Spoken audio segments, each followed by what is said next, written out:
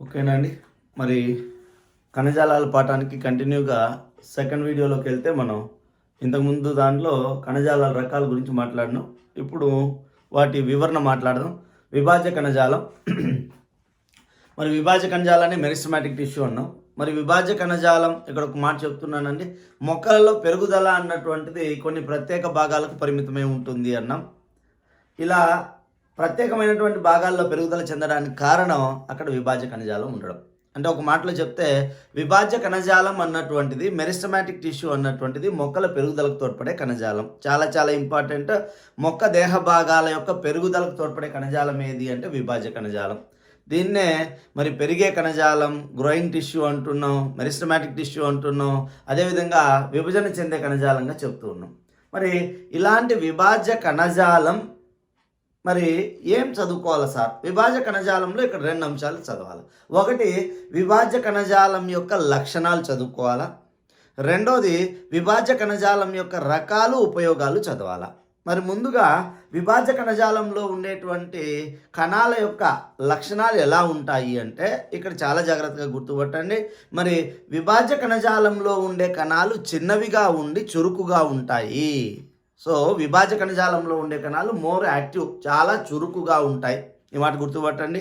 రెండోది, విభాజ్య కణజాలంలోని కణాలలో మరి జీవపదార్థం అన్నటువంటిది డెన్స్ సైటోప్లాజం ఉంటుంది. డెన్స్ అంటే ఇక్కడ మరి జీవపదార్థం చిక్కగా ఉంటుంది. మరి కేంద్రకం ప్రస్ఫుటంగా కనబడుతుంది, ప్రామినెంట్ న్యూక్లియస్ ఉంటుంది. మరి అదేవిధంగా కణాల మధ్య కణాంతర అవకాశాలు ఉండవు. కాబట్టి there is no intercellular spaces between the cells, the tissue of the meristematic tissue. మరి కణాల మధ్య కణాంతర అవకాశాలు ఉండవు. మరి చాలా చాలా ఇంపార్టెంట్, విభాజ్య కణజాలంలోని కణాలలో రిక్తికలు ఉండవు. చాలా ఇంపార్టెంట్ అండి. Vacuoles are absent. మరి ఎందుకు సార్ అంటే ఇక్కడ కణాలు పరిణితి చెందడం లేదు. కణాలు ఏర్పడిన వెంటనే విభజన చెందుతూ ఉంటాయి. పరిణితి చెందితే రిక్తికలు అన్నటువంటివి పరిమాణంలో పెద్దదై కనపడతాయి. కాబట్టి ఇక్కడ విభాజ్య కణజాలం యొక్క లక్షణాల విషయానికి వస్తే కణాలు చిన్నవిగా ఉండి చురుకుగా ఉంటాయి. రెండోది, మరి చిక్కని జీవపదార్థాన్ని కలిగి ఉంటాయి.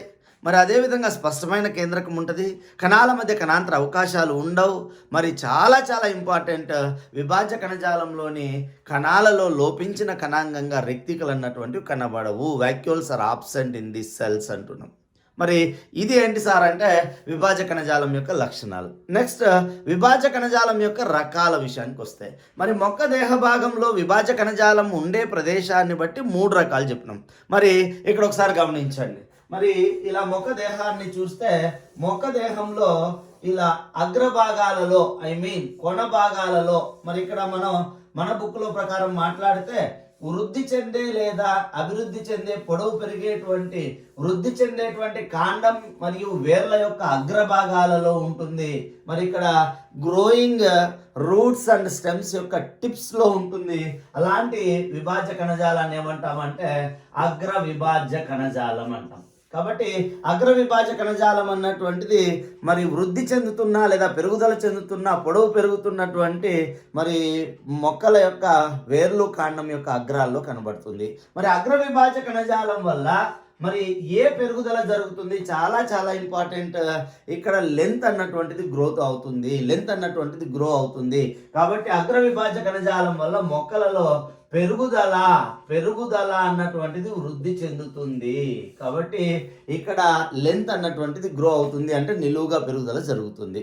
మరి రెండో రకం, మరి మొక్క యొక్క పార్శ్వ భాగాలలో లేటరల్ సైడ్స్, పక్క భాగాలలో మనం ఇలా ఒక కాండాన్ని కానీ వేరు కానీ తీసుకుంటే దాని పార్శ్వ భాగాల్లో ఉండేటువంటి విభాజ్య కణజాలాన్ని ఏమన్నాం సార్ అంటే పార్శ్వ విభాజ్య కణజాలం అన్నాం. పార్శ్వ విభాజ్య కణజాలం, లేటరల్ మెరిస్టమాటిక్ టిష్యూ. మరి పార్శ్వ విభాజ్య కణజాలం ఎందుకు తోడ్పడుతుంది? చాలా ఇంపార్టెంట్ అండి. మరి మొక్క యొక్క వేరు కాండం యొక్క మరి ఏది పెరగడానికి సార్ అంటే వ్యాసం పెరగడానికి.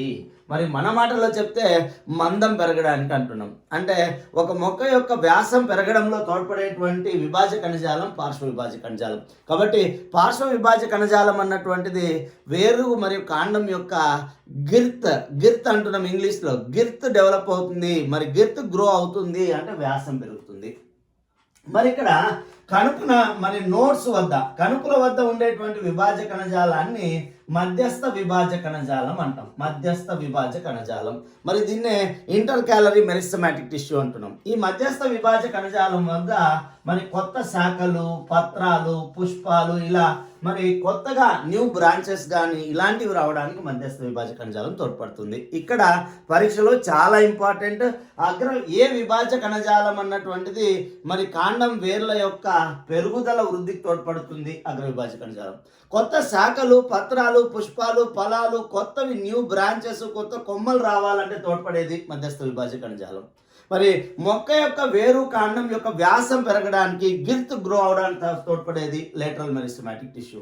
మరి ఇక్కడ లేటరల్ మెరిస్టమాటిక్ టిష్యూకి కేంబియం అని కూడా పిలుస్తాం. విభాజ కణజాలం. సో మరి కేంబియం ఇంగ్లీష్లో ఉంటుందండి, ఇది ఇంపార్టెంట్. ఏ విభాజ కణజాలాన్ని కేంబియంగా పిలుస్తాము అంటే పార్శ్వ విభాజ కణజాలం. ఇది అండి దేనికి సంబంధించింది సార్ అంటే విభాజ కణజాలానికి సంబంధించింది. సో ఇక్కడ విభాజ కణజాలం అంటే పెరుగుదల చెందే కణజాలం, విభజన చెందే కణజాలం, కణాలు నిరంతరం విభజన చెందుతూ ఉండే కణజాలం, మొక్క దేహ భాగంలో పెరుగుదల జరగడానికి తోడ్పడే కణజాలం. మరి ఇక్కడ కణాలు చిన్నవిగా ఉంటాయి, నిరంతరం విభజన చెందుతూ ఉంటాయి, చురుకుగా ఉంటాయి, మరి చిక్కని జీవ పదార్థం ఉంటుంది, స్పష్టమైన కేంద్రకం ఉంటుంది, కణాంతర అవకాశాలు ఉండవు, రిక్తికలు ఉండవు. 3 రకాలు. అగ్రభాగంలో ఉంటే, కాండం వేర్ల యొక్క చివరిలో ఉంటే అగ్ర విభాజ కణజాలం, పార్శ్వాల్లో ఉంటే పార్శ్వ విభాజ కణజాలం, కణుపుల వద్ద నోట్స్ వద్ద ఉంటే మధ్యస్థ విభాజ కణజాలం. కేమియం దేనంటాం పార్శ్వ విభాజ కణజాలం. మొక్క వేరు కాండం యొక్క వ్యాసం పెరగడానికి తోడ్పడేది పార్శ్వ విభాజ కణజాలం. మొక్క దేహంలో పెరుగుదల వృద్ధికి చెందడానికి తోడ్పడేది అగ్ర విభాజ కణజాలం. కొత్త శాఖలు, కొత్త పత్రాలు ఏర్పడడానికి తోడ్పడేది మధ్యస్థ విభాజ కణజాలం. ఇది ఏంటి సార్ అంటే విభాజ కణజాలం. మరి మరొక అంశం మనం మాట్లాడుకుంటున్నటువంటిది ఏంటి సార్ అంటే శాశ్వత కణజాలాలు అని చెప్పుకున్నాం. మరి ఇక్కడ శాశ్వత కణజాలాలు మొక్కలలో మనం ఆల్రెడీ చెప్పాం 2 రకాలు ఉంటాయన్నాం. మరి ఏంటి సార్ ఆ శాశ్వత కణజాలాలు అంటే సరళ శాశ్వత కణజాలాలు అన్నాం, మరి సంక్లిష్ట శాశ్వత కణజాలాలు అన్నాం. మరి సరళ శాశ్వత కణజాలాలు మళ్ళా 3 రకాలు చెప్పుకున్నాం. మరి ఏమేమి రకాలు సార్ అంటే పారెన్కైమా, దాన్నే మృదు కణజాలం అన్నాం. రెండోది స్థూల కోణ కణజాలం, స్థూల కోణ కణజాలం, మరి దీన్నే మనం కోలెన్కైమా అన్నాం. మూడోది దృఢ కణజాలం, దీన్నే మరి స్క్లీరెన్కైమా అని చెప్పుకున్నాం. కాబట్టి ఇక్కడ మరి సరళ శాశ్వత కణజాలాలు 3 రకాలు. ఇక్కడ కూడా మీరు డిఫరెన్షియేషన్గా చదవాలా, ఇక్కడ తేడాలుగా నేర్చుకోవాలా, అప్పుడు మాత్రమే ఈజీగా గుర్తుంటుంది. ఇక్కడ మళ్ళీ చెప్తున్నాను చూడండి, ఇక్కడ మన క్వశ్చన్ కంపల్సరీ వస్తుంది. క్వశ్చన్ వచ్చే ఏరియా డామ్ షూర్ ఈ ఏరియాని. మరి ఎలాంటి క్వశ్చన్ వస్తుంది? కణజాలం యొక్క లక్షణాలు ఇచ్చి ఏ కణజాలమో చెప్పమంటున్నాడు, లేదా కణజాలం మొక్క దేహ భాగంలో ఏ భాగాల్లో ఉంటుందో ఆ భాగాలు ఇచ్చి ఆ కణజాలాన్ని ఐడెంటిఫై చేయమంటున్నాడు. ఈ కోణంలో చదవండి, బిట్ కంపల్సరీ చేయొచ్చు. మరి ముందుగా మృదు కణజాలం మనం ఇక్కడ కంపారిటివ్గా మాట్లాడదామండి.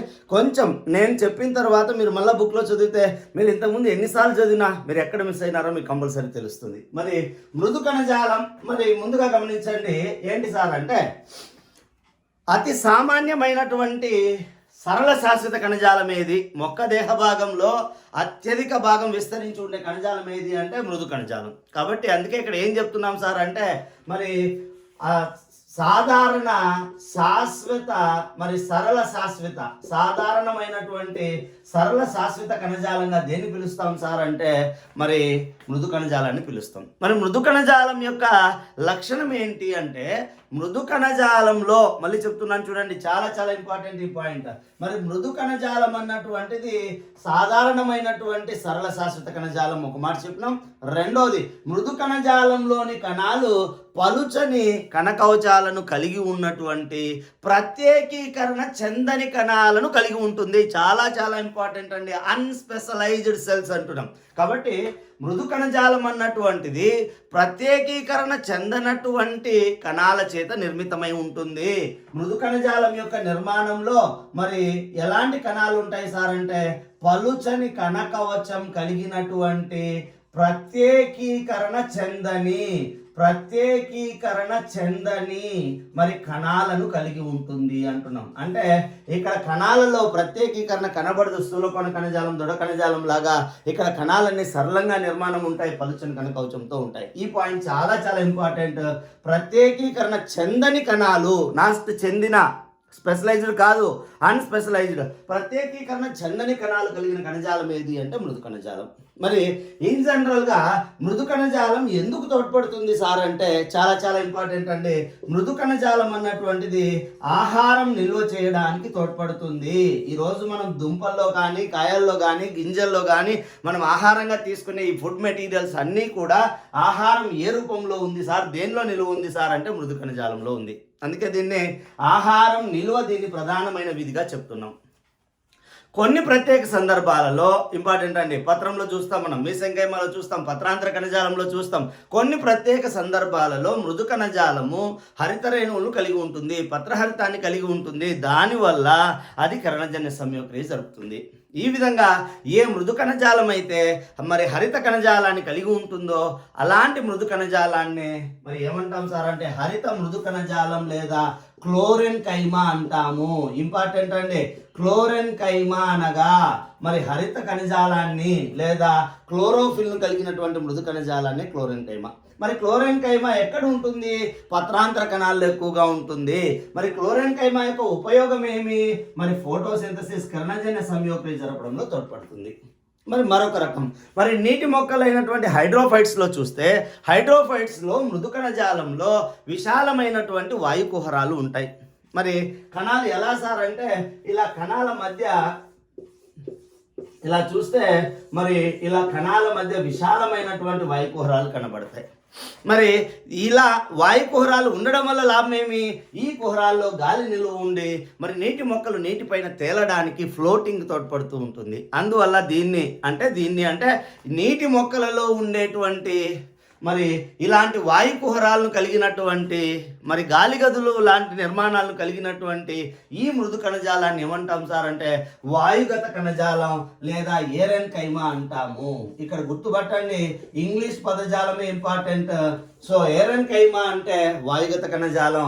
వాయుగత కణజాలం ఏ మొక్కల్లో ఉంటుంది? నీటి మొక్కల్లో హైడ్రోఫైట్స్లో ఉంటుంది.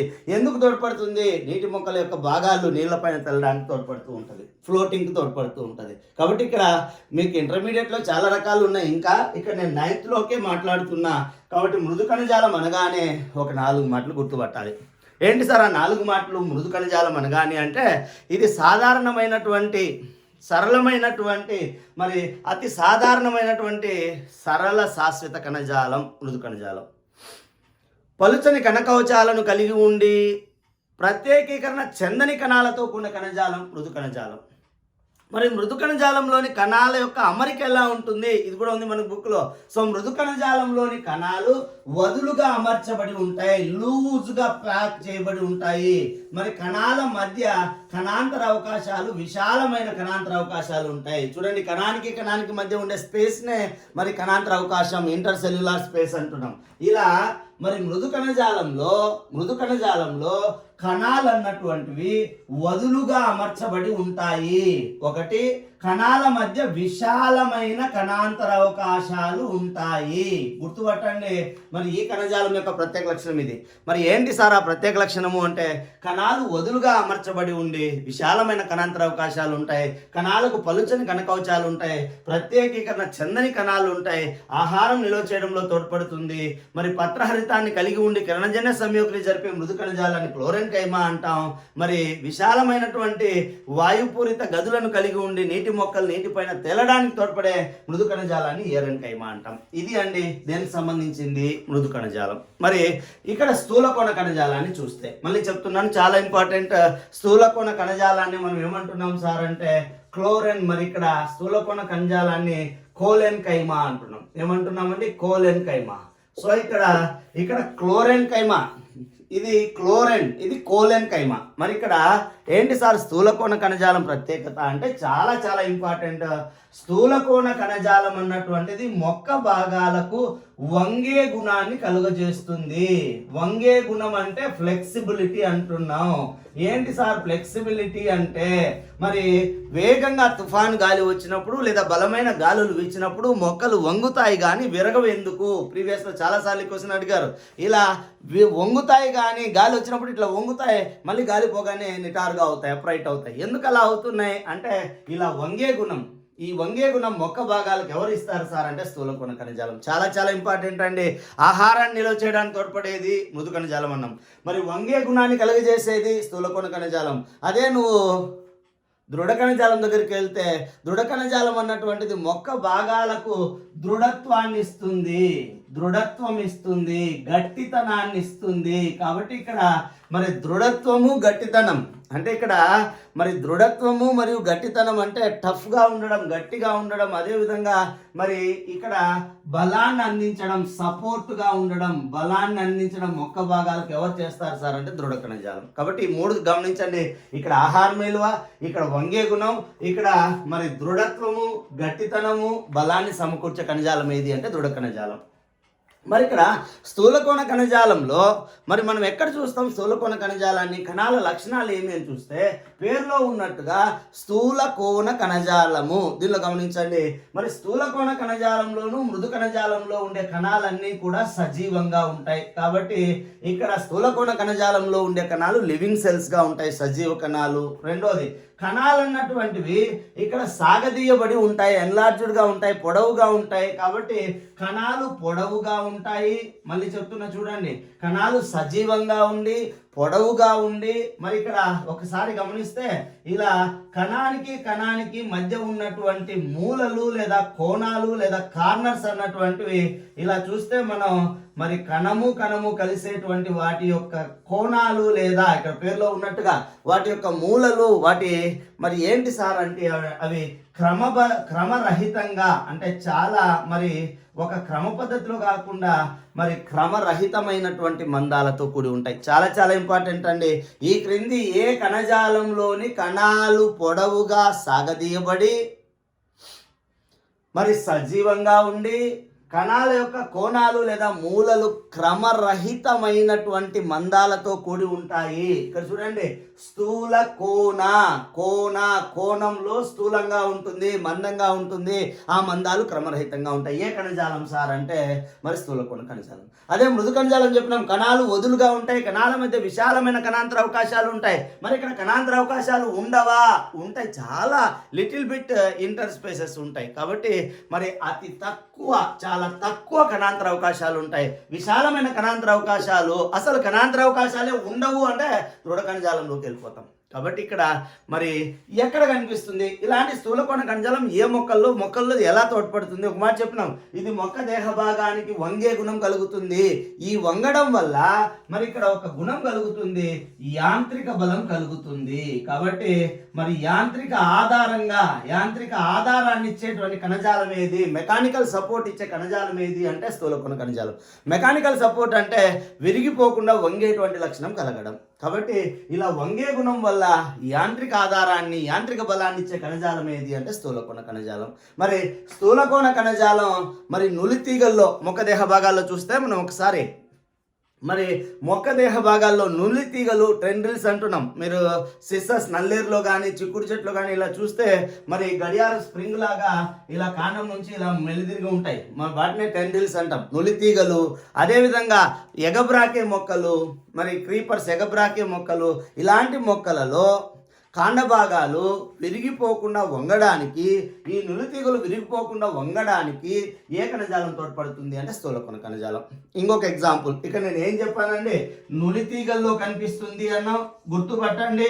అదేవిధంగా మరి ఎగబ్రాకేటువంటి మొక్కల యొక్క కాండాల్లో, ఎగబ్రాకే మొక్కలు, సో ఏదైనా ఒక ఆధారాన్ని చేసుకుని పైకి పెరిగే మొక్కలను ఎగబ్రాకే మొక్కలు అంటున్నాం, క్రీపర్స్ అంటూ. మరి ఇక్కడ మరి ఏంటి సార్ అంటే ఎగబ్రాకే మొక్కలు అన్నటువంటివి వాటిలోనూ నులితీగలలోనూ మరి మొక్క భాగాల యొక్క కాండాలు విరిగిపోకుండా వంగడానికి తోడ్పడే కణజాలం ఏది అంటే స్థూలకోణ కణజాలం. అదేవిధంగా పత్రాల యొక్క పత్ర వృంతాలలో, కాబట్టి ఇక్కడ పత్రాల యొక్క పత్ర వృంతాలు అంటే లీవ్ స్టాక్స్ అంటున్నాం.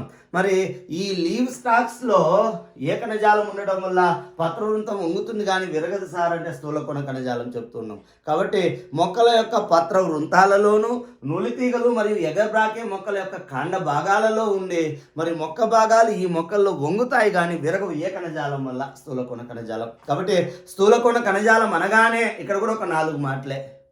మొక్క దేహ భాగాలకు వంగే గుణాన్ని కలిగించి యాంత్రిక ఆధారాన్ని ఇచ్చే, యాంత్రిక బలాన్ని ఇచ్చే కణజాలము స్థూలకోణ కణజాలం.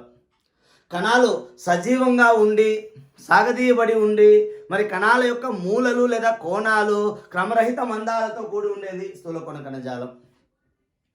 మరి నులితీగలు పత్ర వృంతాలు మరి ఎగబ్రాకే మొక్కల యొక్క కాండ దేహ భాగాల్లో ఉండి వంగుతాయి కానీ విరగడానికి సహాయపడవు ఏ కణజాలం సార్ అంటే స్థూలకోణ కణజాలం. ఇది గుర్తుపట్టాలి.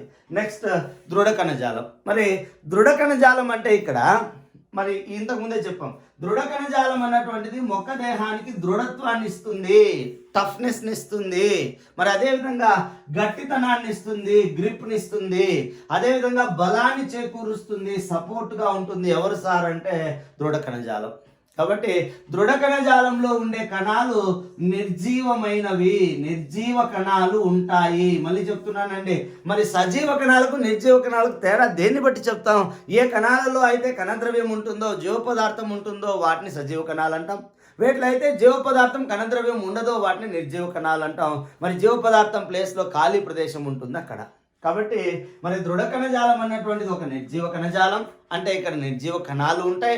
మరి దృఢ కణజాలంలో ఉండేటువంటి కణాల యొక్క అమరిక ఎలా ఉంటుంది అని చూస్తే, మరి దృఢ కణజాలంలో ఉండేటువంటి కణాల యొక్క కణ కవచాలు మందంగా ఉంటాయి, లిగ్నిన్ పూరితమైనటువంటి కణ కవచాలు ఉంటాయి. అంటే ఇక్కడ ఏంటి సార్ అంటే, మరి దృఢ కణజాలంలో ఉండేటువంటి కణాల యొక్క కణ కవచం యొక్క గోడలు లిగ్నిన్ అనేటువంటి పదార్థం చేత మరి తయారు చేయబడి ఉంటుంది. చాలా చాలా ఇంపార్టెంట్ అండి. మరి లిగ్నిన్ పూరితమైనటువంటి మందమైన కణకవచాలు ఏ కణజాలంలో కనబడతాయి? మరి దృఢ కణజాలంలో. మరి ఈ లిగ్నిన్తో నిర్మితమైనటువంటి గోడలు ఎంత మందంగా ఉంటాయని ఒక మాటలో చెప్తే, మరి కొన్ని కణాలలో కణం లోపల ఉండేటువంటి మరి ఎంటీ స్పేస్ ఏదైతే ఉందో ఖాళీ ప్రదేశం మరి ఉండొచ్చు, ఉండకపోవచ్చు. మరి ఎలా ఉంటాయి కణాలు అన్నటువంటివి అంటే, మరి దృఢ కణజాలంలో ఉండేటువంటి కణాలు మందమైనటువంటి లిగ్నిన్ పూరితమైనటువంటి గోడలతో కలిగి సన్నగా పొడవుగా ఉంటాయి. మరి వీటిలో లోపల ఉన్నటువంటి మరి స్పేస్ ఏదైతే ఉంటుందో కణం లోపల ఉండేటువంటి ఖాళీ కుహరం అన్నటువంటిది ఉండవచ్చు, ఉండకపోవచ్చు అని చెప్తున్నాం. మరి ఎక్కడ కనిపిస్తుంది? నిత్య జీవితంలో దృఢ కణజాలాన్ని ఎందులో చూస్తాం? కోకోనట్ హస్క్లో చూస్తున్నాం, అంటే కొబ్బరి పీచులో చూస్తున్నాం. అదేవిధంగా ఇంకా లేవా సార్? చాలా ఉన్నాయి. మరి మామిడిలో ఉండేటువంటి టెంకలో ఉంటుంది అంటున్నాం. ఇంకా అదేవిధంగా మనం క్యాష్యూ నట్ చూస్తున్నాం, మరి సన్ఫ్లవర్ సీడ్స్ చూస్తున్నాం. ఇలా విత్తనాలను లేదా నట్స్ యొక్క పై భాగంలో దృఢమైనటువంటి కవచాల రూపంలో ఉంటుంది. కాబట్టి ఇక్కడ పత్రాలలోని ఈనెల రూపంలో ఉంటుంది, ఈనెలలో కూడా ఉంటుంది. ఇక్కడ గుర్తుపట్టండి, మరి దృఢ కణజాలం ఎందులో కనిపిస్తుంది అని చూస్తే, దృఢ కణజాలం అన్నటువంటిది కాండాలలో కనిపిస్తుంది. మరి దృఢ కణజాలం అన్నటువంటిది నాలికా పుంజాల చుట్టూ కనిపిస్తుంది, బండిల్ షీట్స్ చుట్టూ కనిపిస్తూ ఉంటుంది రక్షణిస్తూ. ఇదే దృఢ కణజాలం అన్నటువంటిది మనం ఇప్పుడు మాట్లాడుకున్నట్టుగా మరి టెంకాయ పీచులో, హస్క్ ఆఫ్ ద కోకోనట్ టెంకాయ పీచులో చూస్తూ ఉన్నాం. ఇదే దృఢ కణజాలాన్ని ఈనెల రూపంలో పత్రాలలో ఉండే ఈనెల్లో కనిపిస్తుంది. ఇదే దృఢ కణజాలం గింజలు మరియు విత్తనాల యొక్క విత్తనాలను ఆవరించి ఉండే దృఢమైనటువంటి కవచాలలో కూడా కనిపిస్తుంది. ఇది ఏంటి సార్ అంటే, మరి మనం ఇక్కడ మాట్లాడుతున్నటువంటి దృఢ కణజాలం. మరి మూడింటిని ఒకసారి చూస్తే మూడు కూడా సరళ శాశ్వత కణజాలాలే. మరి సాధారణమైన సరళ శాశ్వత కణజాలమే ఇది మృదు కణజాలం. ఆహారాన్ని నిల్వ చేయబడేది మృదు కణజాలం. మరి వంగే గుణాన్ని ఫ్లెక్సిబిలిటీ ఇచ్చేది స్థూలకోణ కణజాలం. మరి కణాలు వదులుగా విశాలమైన కణాంతర అవకాశాలు, పలుచని కణ కవచాలు కలిగి ఉండి ప్రత్యేకీకరణ చెందని కణాలు ఉండేది మృదు కణజాలం. కణాల యొక్క కోణాలు లేదా మూలలు క్రమరహిత మందాలతో కణాలు సాగిలపడి ఉండి మరి సజీవంగా ఉండేవి ఏది సార్? స్థూలకోణ కణజాలం. మరి పత్ర వృంతాలలోను, నులితీగల్లోను, ఎగబ్రాకే మొక్కల కాండాల్లో కనబడేది స్థూలకోణ కణజాలం కోలంటేమా. మరి బలమైన గాలులు వీచినప్పుడు మరి మొక్కలు వంగుతాయి కానీ విరగవు ఏ కణజాలం వల్ల? స్థూలకోణ కణజాలం వల్ల.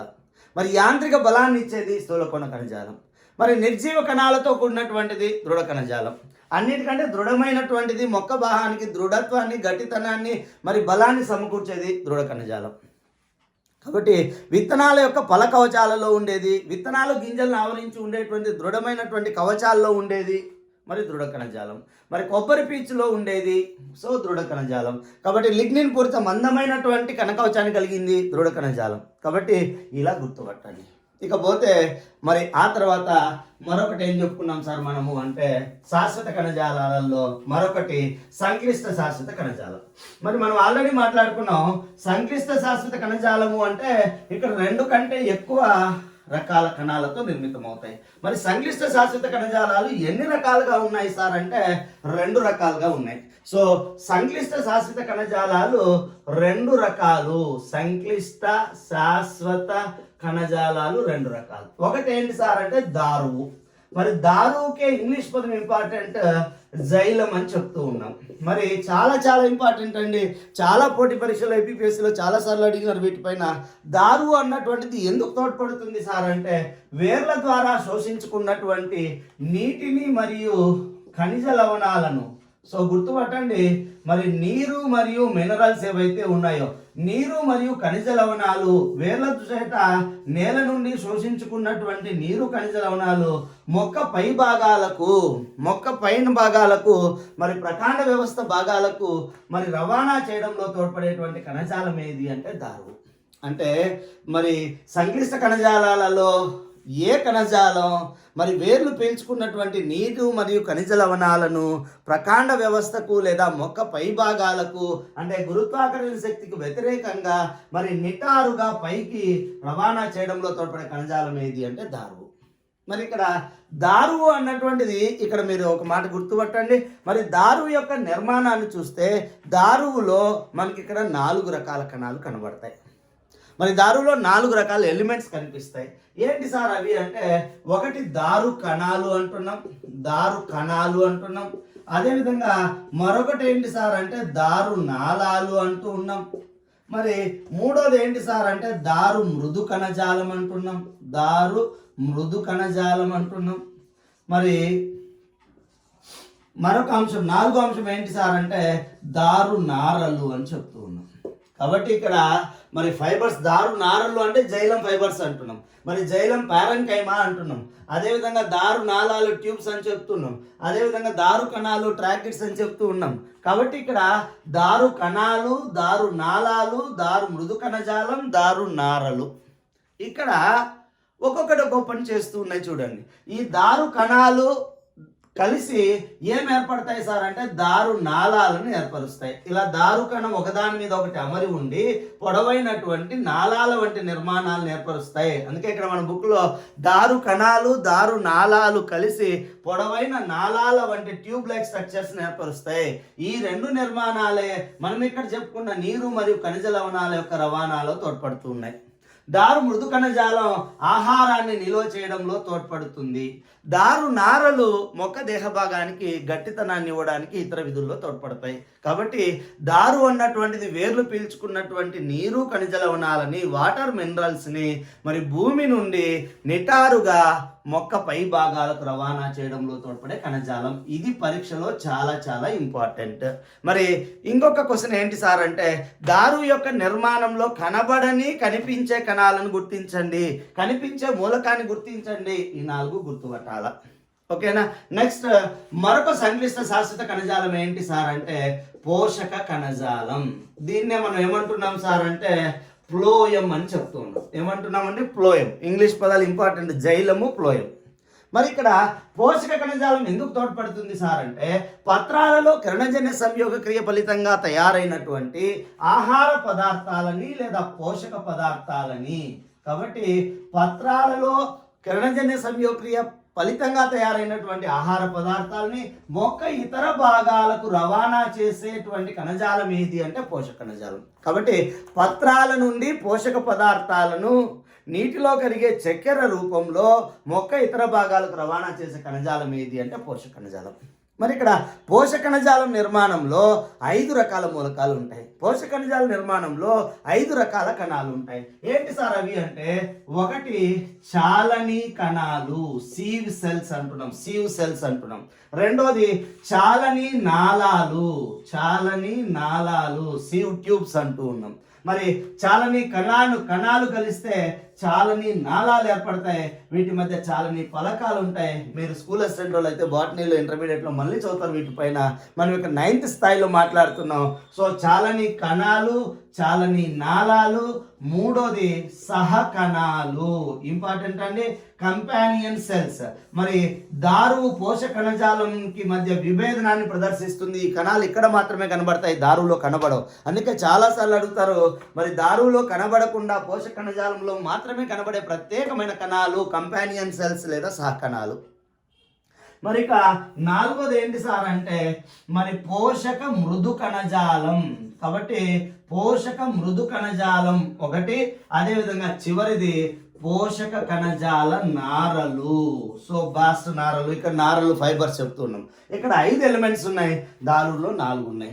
ఇక్కడ లేకుండా ఇక్కడ ప్రత్యేకంగా కనబడేది సహకణాలు. అయితే ఇక్కడ ఒక ప్రత్యేకత ఏంటి సార్ అంటే దారువులో ఉండేటువంటి 4 రకాల కణాలలో ఒకే ఒక నిర్జీవమైనటువంటి కణాలు ఉంటాయి. అవి ఏంటి సార్ అంటే దారు నారలు. మిగతా 3 మూలకాలు కూడా ఇవన్నీ సజీవ నిర్మాణాలు. కానీ ఇక్కడ చూస్తే పోషక కణజాలంలో ఆపోజిట్ దీనికి. పోషక మృదు కణజాలం అంటే ఇక్కడ పోషక మృదు కణజాలం అన్నటువంటిది మరి సజీవ కణాలతో నిర్మితం అవుతుంది, మిగతాటి అన్ని కూడా నిర్జీవ నిర్మాణాలుగా చూస్తూ ఉంటాం. కాబట్టి ఇక్కడ పోషక కణజాలంలో ఉండే మూలకాలు, పోషక కణజాలం యొక్క విధి ఏమిటి, మరి ఇక్కడ దారు కణజాలం యొక్క విధి ఏమిటి, దారువులో ఉండేటువంటి మూలకాలు ఏమున్నాయి. ఈ 2 కణజాలాలు ఏ కణజాలాలు సార్ అంటే సంక్లిష్ట శాశ్వత కణజాలాలు. ముందు చెప్పినట్టుగా మృదు కణజాలం కానీ, స్థూలకోణ కణజాలం కానీ, దృఢ కణజాలం కానీ ఏంటి సార్ అంటే అవి సరళ శాశ్వత కణజాలాలు. ఇది అండి మొక్కల కణజాలాలకి. ఇక్కడ నేను మరి చిన్న అంశం మీకు ఇక్కడ నోట్ చేయలేదు, నేను బాహ్య చర్మం గురించి మాట్లాడలేదు, అది ఇంకో చోట మాట్లాడతాను. ఓకేనండి. మరి మళ్ళీ చెప్తున్నాను, మీరు సబ్స్క్రైబ్ చేసుకొని లైక్ చేసి షేర్ చేయండి. మరి మరిన్ని ఇన్ఫర్మేటివ్ వీడియోస్ మీ ముందుకు వస్తాయి. చాలామంది అడుగుతున్నారు, సార్ మాకు ఫాస్ట్గా వీడియోస్ అప్లోడ్ చేయండి. సో దానికి కూడా ఆలోచన చేస్తున్నామండి. మరి ఒక క్రాష్ కోర్స్ రూపంలో మీ ముందుకు రావడానికి ప్రయత్నం చేస్తాను, అప్పుడు ఫాస్ట్గా చెప్పే ప్రయత్నం చేస్తాను. ఓకే, థ్యాంక్ యూ అండి.